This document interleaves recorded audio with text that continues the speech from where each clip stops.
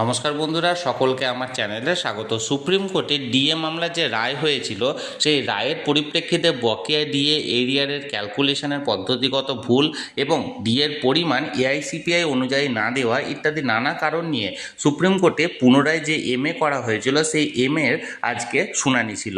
আজকের শুনানিতে কি হলো, বিচারপতিদ্বয় কি বললেন রাজ্যের তরফ থেকে এবং মামলাকারী সংগঠনের পক্ষ থেকে আইনজীবীরা কি সওয়াল জবাব করলেন, সকল কিছু নিয়ে আজকের ভিডিওতে বিস্তারিতভাবে আলোচনা করব। ভিডিওটি অত্যন্ত গুরুত্বপূর্ণ, তাই প্রথম থেকে শেষ পর্যন্ত অবশ্যই ধৈর্য সহকারে দেখবেন এবং ভালো লেগে থাকলে অবশ্যই একটি লাইক করবেন এবং সকলের সঙ্গে শেয়ার করবেন।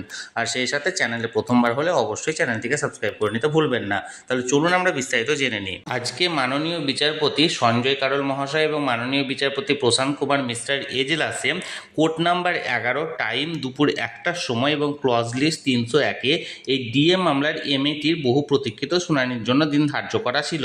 এই শুনানিতে যে সওয়াল জবাব করা হলো, সেই সওয়াল জবাবে যে মামলাকারী সংগঠন, সেই সংগঠনের পক্ষ থেকে জানানো হয় যে তারা এআইসিপিআই অর্থাৎ all India consumer price index অনুসারে বকেয়া ডিএ এরিয়ার পাচ্ছেন না।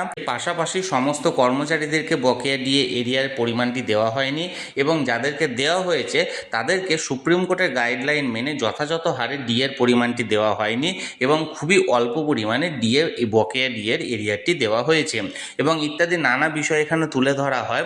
এই সমস্ত কিছু শুনে মাননীয় বিচারপতিদ্বয় বলেন যে কিছুটা হলেও যখন রাজ্য ছেড়েছে, আমরা বিষয়টি দেখছি এবং এই মামলাটির পরবর্তী শুনানি আগামী 6 মে ধার্য করা হয়েছে। অর্থাৎ এই মামলাটি পরবর্তী আবার 6 মে উঠতে চলেছে সুপ্রিম কোর্টে এবং দেখা যাক আগামী 6 মে বিচারপতিদ্বয় মামলাটি নিয়ে কি বলেন।